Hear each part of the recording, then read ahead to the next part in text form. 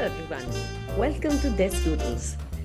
I know it's been a long time since we had our last conversation, but after you meet the guest today, you're going to feel it was worth the wait.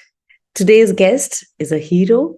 He's an inspiration. He's a role model. He's an ex serviceman. He has been awarded the President's National Role Model Award by none other than Dr. APJ Abdul Kalam. He has the world record in adventure sport, in driving. He's an author in 3 languages. He has given TEDx talks. He is, above all, a social worker who has been working tirelessly for the girl child and for the street children. So, without further delay, the man of the hour, none other than Mr. Navin Gulia. Welcome to Desk Doodles, Naveen. It is such an honor to have you here. Thank you so much. It's a bigger honor for me. Oh, that's really humble of you. But we will go through our conversation. We'll have lots of talks on philosophy and life and education. But before we jump to all of that, I think we will start with how your journey, how it started, and where you are today. So please take us through that journey. Uh, Firstly, I do not really consider it my journey. It is a journey, I don't want to own it. Uh, uh, क्या लागे सो मेरा तेरा तुझको सौंप दूं. You should not be very possessive about my journey. It's a story. Let's talk about the story that uh, mm, how much of it I had a conscious role in that story playing out, I don't know. So I won't claim credit for it. As a child, I was definitely shy. I was just like every other kid, um, they make fun of each other. I was maybe more sensitive. Maybe I was shorter in height. Maybe I was not as strong as them. Maybe I was younger in the group. So I remember that I used to like spending time with myself. So uh, I think that helped me have a better relationship with myself and not getting acceptance. We all face rejection in different forms at different stages in our life. We all crave acceptance and trying to be successful or popular or whatever, liked by other people. It is all because we crave acceptance. We are social beings. It is programmed into us. So, uh, craving that acceptance makes you want to do things which please others more than it pleases you. Yeah. And that can lead to one making compromises, one with his own choices and decisions and life. That again happens with everyone. Yeah. But one thing was, I do not know where and how it had entered me. They say child is having a very impressionable mind. So it might have I might have got it from somewhere. That was that if I was told that this particular thing is difficult or impossible to do, or this thing cannot be done, that used to motivate me, make me want to do it more, because somewhere I had realized that you get that acceptance when you are able to do something which others cannot, or which others think they cannot. Yeah. So I was looking for those things. So that was the challenge. And we all want our life to be a story, but we do not want to go through the challenges. How can there be a movie, a story, a novel without the challenges part? Yeah. You do not get, you do not really get to pick those challenges from a menu. They're just, the life will hand them out to you. Yeah. If you have lots of money, that's your challenge. If I don't have money, it's my challenge. So it'll be a challenge in every form. So Yes. that was one. And secondly, I uh, read about Gandhi, Buddha, Nana, Kabir, other great poets, writers, and other people who had achieved a lot in their life, Lal Bahadur Shastri. Bhagat Singh, many people. Uh, but I always used to feel this is something I can also do. Like Wow. usually people when they look at some great figures, they feel, oh, I cannot do it. Yeah. But I used to think I can do it. Maybe I will not become Nanak, maybe I will not become Buddha, maybe I will become Kabir. But at least I will end up somewhere better. If I keep my role models as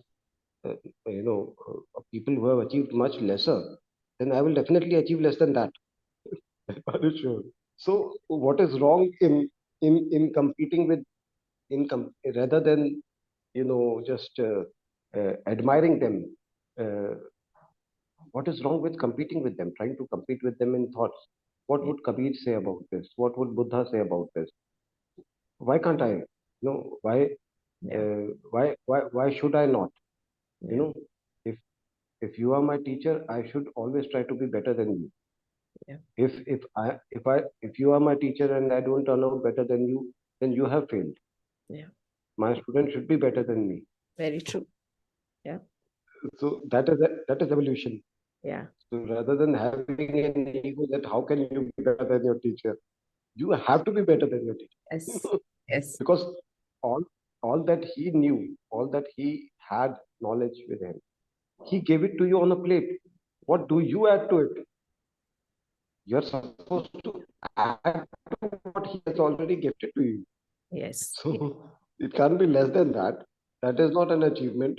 Yeah. So so Right. I believe that I could do it, despite not being as studious, despite not being as intelligent, despite not being as strong. It is the belief which Right. made me do it.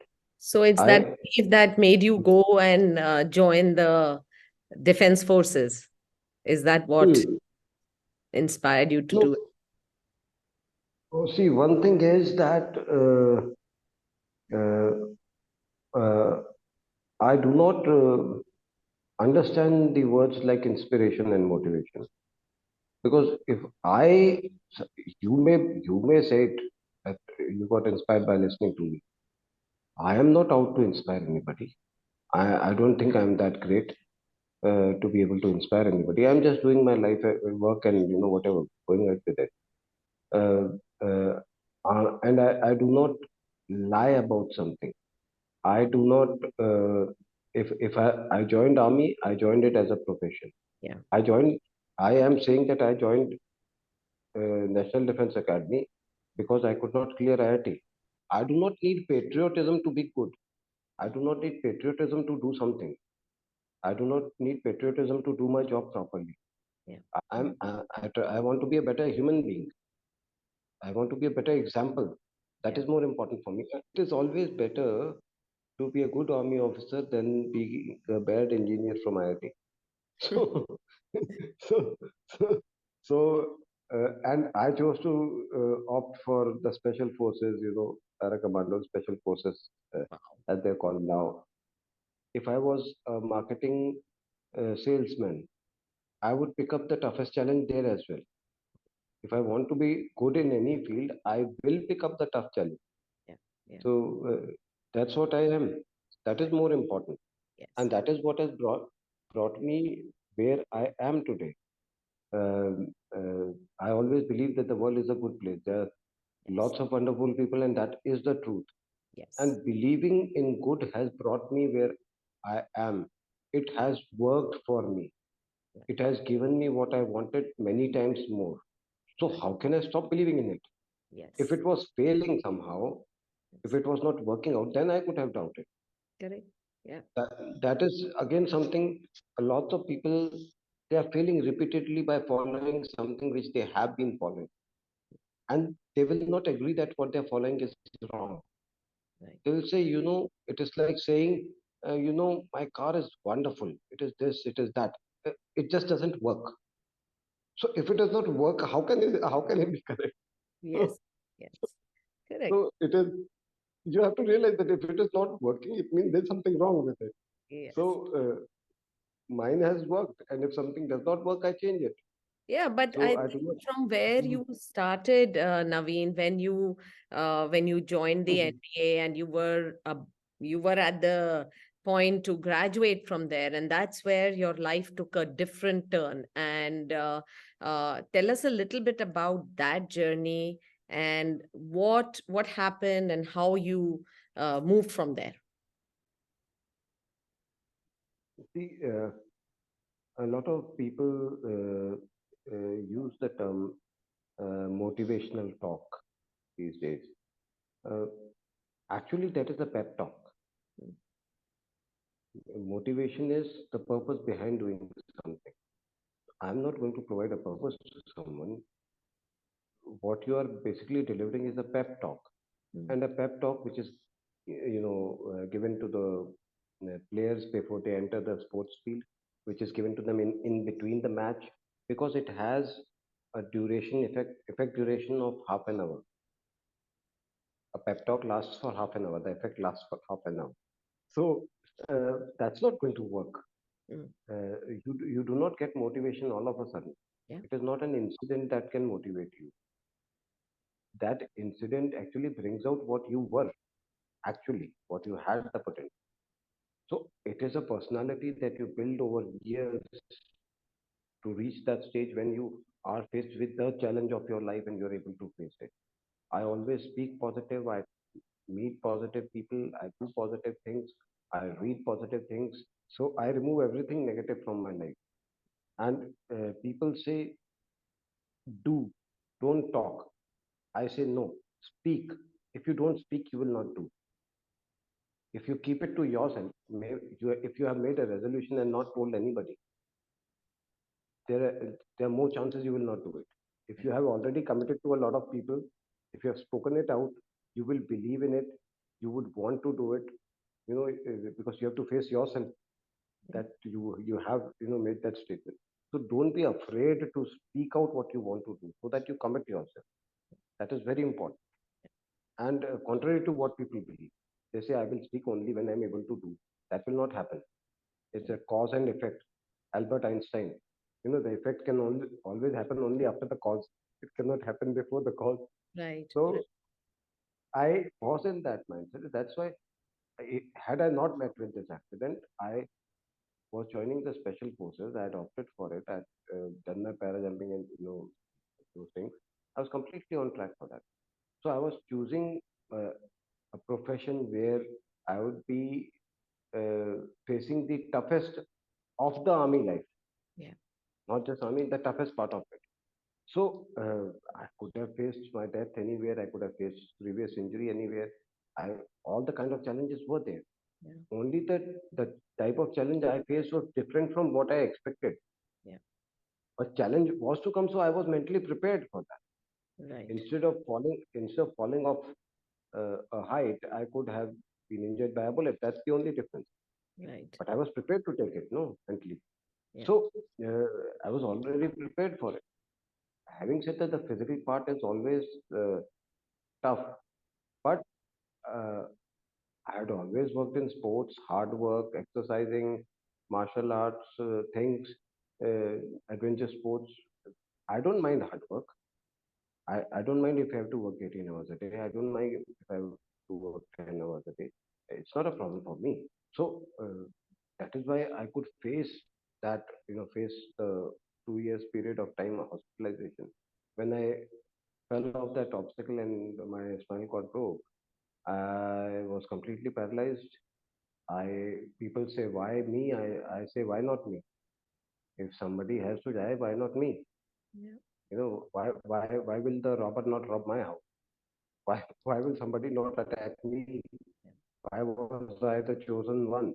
So maybe I was the chosen one because I faced it. I had to face it. So the challenge that came across. But I think So what I was reading a little bit and I understood that when you were in the hospital for 2 years plus, and when the doctors themselves told you that you will be paralyzed shoulder below, and the struggle that you would have gone through, I'm sure that how were you able to find that courage and that strength? Because when one is right there at the bottom, right, it is so difficult to get up from there and to be where you are today.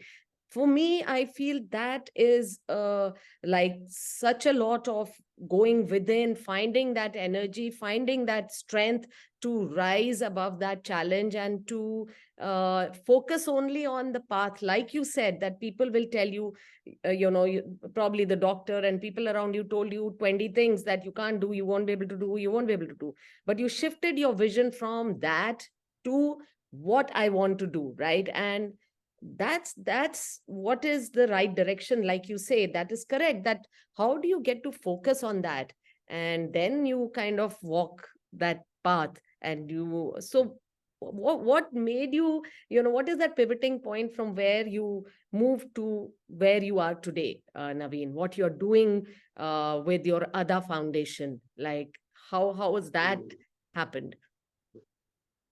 see, the thing is that there is everybody in this world is looking for a formula, a plus b whole square. Something which they can quickly implement and it will change. No, from my childhood, I was listening to that. I cannot do this. This is not possible. That cannot be done. I had always been facing that. People disagreeing with me. People thinking that I will also do what they were doing eventually. Uh, so the opinion of people has never been able to discourage me. They have a right to their opinion and to make a fair judgment or assessment of what I am capable of or not. They have a right to do that. If you praise me, I will thank you, express my gratitude to you. If you say I am a fool, I will say, well, I respect your right to have that opinion about me. So, but that does not change my belief. I would I would rather lose on the path of my choice than to win on a path of your choice. The failure on my chosen path is anytime acceptable to me. Correct, correct. So it never discouraged me. In sports, if you are losing by 4 goals and you say, "Oh my God, we are losing by 4 goals," no. You see, if you're losing by 4 goals, how can you win from that position? Yeah, You leave all your defense and go on the offense. That is how you win from that position. That is the only possibility of coming back. If you think defense after that, then yeah, you are gone. You have to think only offense if you have correct. to win. Any chance if you want. So I always take every step in the direction of success, Yeah, irrespective of whether eventually I will succeed or not. very true. That is Very not my. At true. least if I fall, I will fall on the path of success, not on the path of failure. So Correct. that doubt is never there, and so I'm not afraid of anonymity. I'm not afraid of my contemporaries going ahead of me or falling back. It doesn't matter to me, and that is how I have been able to, play in my own league, have my own league rather than comparing myself with where my contemporaries are at a point of time. That doesn't matter to me. Yeah, So that is what helped me through, that phase. My contemporaries were officers. They were being saluted to. They were getting the dignity, the respect, everything of that. I was called Wo Ladka Naveen. But I suppose that Wo Ladka Naveen is my real identity. yeah, No suffix, no prefix. I have no role in my suffixes and prefixes. My identity is Naveen. That boy Naveen. That is my identity. So yeah, it isn't. I cannot have a rank or an award which can equate to my name. My name, if it does not carry any value, yeah, then even if I have some of those around me, it is Gandhi. Do we add Padam Shri Gandhi? do, do we say Bharat Ratan Gandhi? Do we say Bharat Ratan Kabir? No, Kabir only. So yeah, if I am worth it, let my name have the value. Otherwise, other things don't matter. So it is that is why it never mattered to me. yeah, And uh, the physical difficulty of being alone, not having friends, not being able to move out. Internet came in 1996, 97, uh, and very few. That time Indians were never on the internet. In India, internet maybe post 2000 or something. It yeah, became more this thing. So I did not have friends at all, no one, and which I did not mind. But there is certainly whatever discomfort or everybody wants to have a friend or two. So Uh, but I have always made my difficulties work for me. You know, you, the difficulty and the challenge, that is going to decide where your life will Yes. reach, what Yes. you will achieve. A big example of what you just said was also, I read about the car that you created. So we've been hearing this phrase, that necessity is the mother of invention.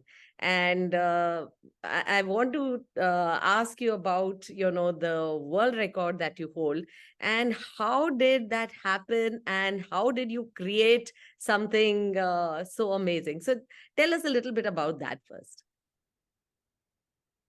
See, necessity is the mother of invention, or let's say necessity is the only reason behind an invention. Very true. The, Yes. there's no other reason for invention. And when I left with no choice and I badly want to do what I want to do, Yeah. I will find my way of doing it. Mm. They were When I started driving in 1996. Uh, Nobody in India, no disabled was driving at that time. Uh, and people used to tell me, why do you want to drive? Normal people are not able to drive on the road. And I said, how difficult can it be? I should be in a position to stop my car and move my car. That's all that is required. Yes. Nothing else. How difficult that can that be? Yeah. And so again, people not believing in it did not matter. I had to do it. I had to do it. And people would say, use a driver or something if you want. Hey, I cannot go on a date with a driver. I I need to be able to drive. If you want to live, if you want to feel independence, you should be able to drive yourself. That is Yes. very basic. Yes. So I can stop where I want. I can move when I want. I can, it's up to me. So I had to, and those days automatic transmission cars were either very, very costly, Yeah. or you had only manual transmission cars. Now, manual transmission is definitely much more difficult, but it is always, divide and rule. You divide your challenge into smaller steps, and then you can, one at a time, you can attend to all of them. If you see a chef cutting, vegetables or cooking, you cannot move your hands the way he is, but with practice you can do it. It's not a big deal. And that's how you do that. And uh, whether it's, accelerator, brake, clutch, gears, indicators, horns, steering, there's 6 or 7 controls which you intermittently or continuously require while driving. And I have only two hands. So but I was able to. Indira Gandhi had said that when you take on a challenge, an objective, divide it into a certain number of smaller steps, Yeah. and take the first step straight away. Take the first step straight away. And that is what one should do when one wants to achieve an objective. Divide it into logical steps. What are the steps you will be taking along the way? And start with the first step. Don't think when you will reach the top. You will. If you keep moving, you will. Nothing can stop you. So one should always set a goal and start working towards it. People, when they ask, how could you do it? There's not a quick fix solution to it that, okay, I will tell you and you also. You would also have to go through the same process of same effort, same time, same everything. But it Then, was a then very, very tough goal that you set for yourself, and you drove for 55 hours. And that's an amazing thing. And I read somewhere that you love flying as well. Is that mm, also something that you yes, tried, and you overcome those challenges? You set your goals and then you move towards them, right?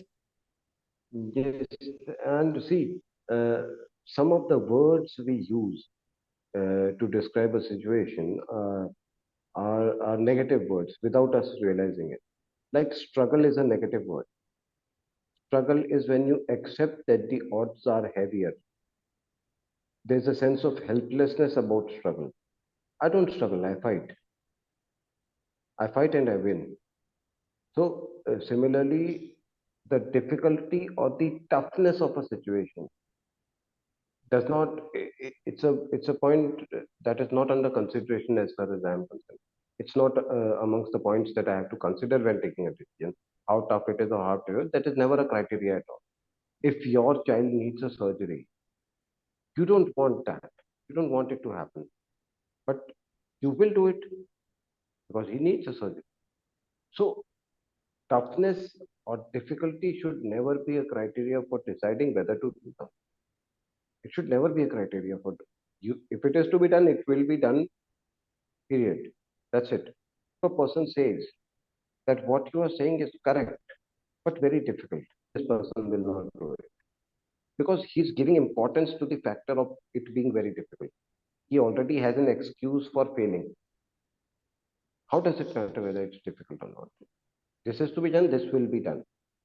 And so that is what we have to, always keep in mind. And So when you created ADA, Naveen, let me come back to that because mm, the work that you're doing for the girl child, the work that you're doing for the street children, please talk a little bit about that. Tell us, uh, what you're doing. What is that space where you're working? Please tell us about that. see, this is something I always wanted to do. I'm not doing anything great because this is what I wanted to do. It was my calling, whatever you may call it. Uh, that unless you uh, provide for the weakest, those who really need it, uh, you cannot be happy. You cannot be content. No amount of money or fame can make you happy. I do not want to take names of people, celebrities, or very rich people who are in extreme depression despite having the maximum fame and money, because that would be disrespectful to them. But we all know. So achieving something for yourself can never make you have lived a contented life. You know that you have that contentment at the end of it. So that you will only achieve when you are able to provide, and without the desire to be, famous for that, to get fame for that. Without that desire of that, you may get it. It might be a burden for your work, but you may get it, but you cannot desire it. Then you will not be able to do it. So this is the eventual stage of life. So I had to be here. I had to work for these children, especially those for whom no one else is working, where visibility is not there, where media will uh, appear less, where society would be less interested. That is where I should be. Where society is already interested, media is already interested, I'm not needed there. I'm not required there. I'm required where it is not.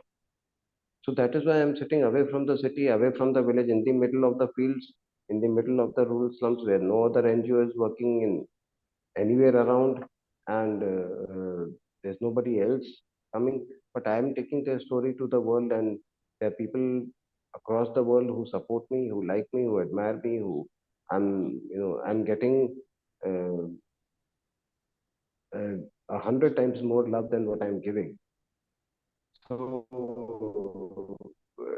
I'm having a very profitable deal. I say I'm the Ratan Tata of life. Yeah, I remember because just yesterday when we had this little talk, and you were telling that the children who come to your ADA, the Ashiana that you have created for them, just tell us a little bit about them. It was so beautiful to hear it from you. Mm. See, those kids. Uh, what I'm basically giving them is a belief that there are good people in this world. There are people in this world who care. That is the belief I'm giving them. That's it. These children, if whatever, even if you give them a smile, they're grateful. You can feel their gratitude. If you, whatever you do, and the love, the respect you get, if I, because they're grateful. And the most difficult job to do in this world is a thankless job. When you get gratitude in return, it feels good to do it. If you are giving a gift to someone and he throws it back in your face, there can be nothing more hurting. So the thankless job is very difficult job to do. And fortunately, uh, the amount of love I give, I get more gratitude than I deserve. So I don't mind it. I don't mind it. No, I I don't think mind. I think the biggest, takeaway from that is, Naveen, that of course the children who come to you are coming from very, difficult lives, and you have created a space where they come and feel secure. I think the biggest feeling that you are giving them is that feeling of security and the feeling of belief that you just talked about. That's the kind of environment that you provide for them. They feel secure, they come to you, they look up to you, that you will probably give them a little light in their lives, right? Because that's all they need, and they will look within, and they will, at least when they are with you, they know that they can be themselves, right? Yes, and good thing about it is that it is not difficult for me to do this because they don't have anything. Yes, yes. It will be difficult to provide for your own children. It's not difficult to provide for them because whatever you provide, they are grateful. Whatever little you Yeah, give them, a straw to hang on to, a hope to hang on to, you yeah, know, that is all. It is not very difficult. That's why I say people aim for doing something very difficult. You know, either you have to become like a Gandhi, wear only one cloth and you know live without all luxuries. You don't have to do a little, just do a little. That's all it is required. We don't need to do a lot. yeah, So it is not very difficult to do, and the what you get back in the form of that feel good factor, what you get back is you will not. I can tell you with assurance that I might not be uh, uh, you know a TV personality, a renowned TV personality, or somebody on the road. Maybe nobody will recognize me, but the number of people who love me from their heart yeah, will be more than any super celebrity of this world, and that is what matters to me. yeah, So that number, those who love me, that's the real because they feel for me. yeah, yeah. They feel for me. We share that. Naveen, when you say that, the love that you get back from doing something for others, and you also talk about, you say that is what you think is karma, is what you do for others, not for yourself, right? So let me ask you one thing, that is, what can we, incorporate into our education system, where, that can help build the children of our society in such a way that they're more empathetic, they're more caring, they're more inclusive of others. These little things, if we can start doing in our everyday teaching in schools. You know, the Indian, our culture, our way of education, which we used to call Guru Shishya Parampara. In that, the onus of learning is on the child, on the student, not on the teacher. The child has to prove that he wants to learn, Right, and he has to continuously display his sincerity in his action. Otherwise, the teacher will not keep him, will not take him in the first place. yeah, So we have to hand over responsibility towards it. Taking away responsibility of their success, taking away that responsibility from them is what is making them most vulnerable and most weak. Not handing them the responsibility. Handing them the responsibility will make them stronger, will make them capable of facing it themselves. yeah, That is a better thing to do. So, and a lot of people tell me, I want to bring my children there so that when they see these children, they will realize what they have. Sorry, it does not work. By looking at children, deprived children, your children will never realize gratitude. Your children will realize gratitude when you take away things from them, when they have to work for getting those things. Then they will realize gratitude. If you just hand it to them, they'll say, so what if they are poor? We are not. yeah, Why should we suffer? So gratitude will be our children, the sensitivity, the gratitude. They will discover it only when they face it themselves. This overprotective nature about the child is making the child weaker. Naveen, do you have any, would you like to share some success story from the work that you have done about any child, anything that you would want to share with us that has made, that's close to your heart, you know? There are lots and lots of them. Yeah, And every I'm child, sure. once you see that, when you see the child happy, Yeah, when you know, or when you that child express, lots of youngsters, children have written to me that I have changed their life. My story has changed their life. What can be a better influence than that? I would give a very relatable example of it. You are wearing a shirt that is green in color. Actually, that shirt is absorbing all the colors inside it. Inside it, it has all the colors. It is throwing out green. So we are seeing it as green. Green is not its color. The colors inside it are other colors, but everybody is seeing green. So you will always be known by what you emit to others, not what you keep inside you. What you keep with yourself, you will not be known for that. You'll be known for what you radiate to the world. So, and you do not have to be perfect. You can have all the shortcomings that everybody has. Just do the good part as well. yeah, And the child, a child born without an arm and a leg, not having the opportunity to learn, and today he's completed his masters in English honors from uh, Hansraj College. Uh, you know, girls getting boxing gold medals. Uh, every small, when a child is able to achieve that dream, believe, and you are resulting in being better examples to them.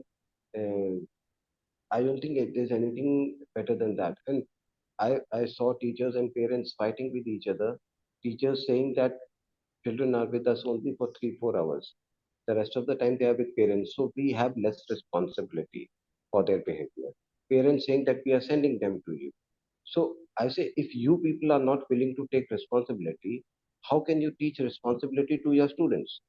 If a child has come to me for 1 hour and after that he misbehaves, I own the responsibility, yeah, irrespective of whether it is justified or not. The child will see that sir is taking responsibility for something which actually he is not.